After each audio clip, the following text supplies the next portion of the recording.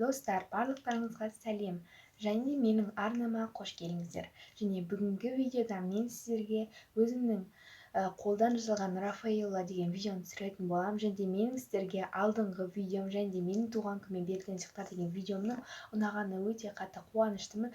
Және сіздерге 180 тіркелушіге алғыс білдіремін.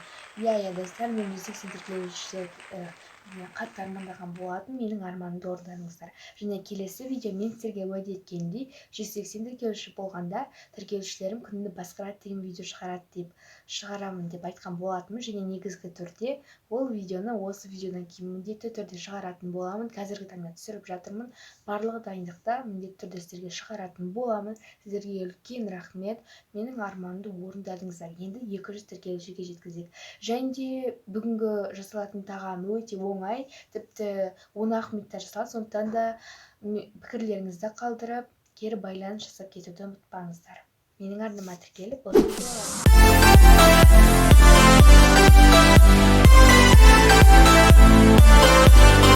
орех немесе жаңғақ керек болады, және печенье керек болады. Өзіңіздің қалауыңызша печенье қосыңыз, және орех. Және печеньеларды дәл осылай езіп аласыздар. Және орехты ашып аламыз. Және печеньенің үстіне какао себеміз. Орехымызды жақсылап тұрып еземіз. Және какаоны жақсылап тұрып салып, оны жақсылап тұрып араластырамыз. Және де ашылған орехымызды жақсылап тұрып езіп аламыз.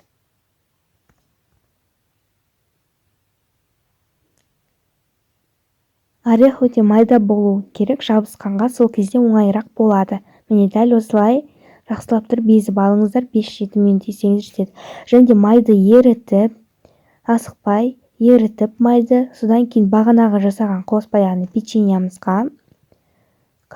мен какаомызға майды қосып араластырамыз. Жақсылап тұрып араластырамыз. Чаймен ішкенге өте дәмді болады. Ауызашарда қонақтар келгенде де керемет. Және дәл осылай барлығын құйып араластырамыз. Және де қолымызда форма, домалақ формасын жасаймыз.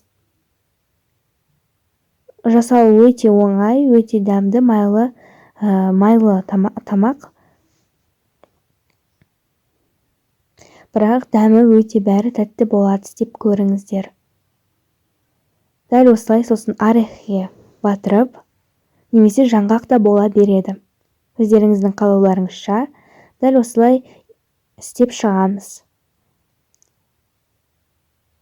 Екіншісінде дәл осылай домалақтап формаға келтіріп, орехке батырып, немесе жаңғаққа батырып, өздеріңіздің қалауларыңыз бойынша істеп шығасыздар. Қонақтар келгенде өте дәмді, және де оны содан кейін 1-2 сағатқа холодильникке сап қоясыздар.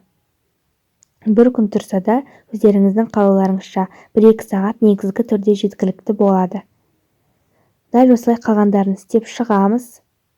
Міне мен істеп шықтым, ал енді бұны холодильникке салып қоятын боламыз. Менікі холодильниктен шықты, өте дәмді, істеп көріңіздер, және өте тез дайындалады.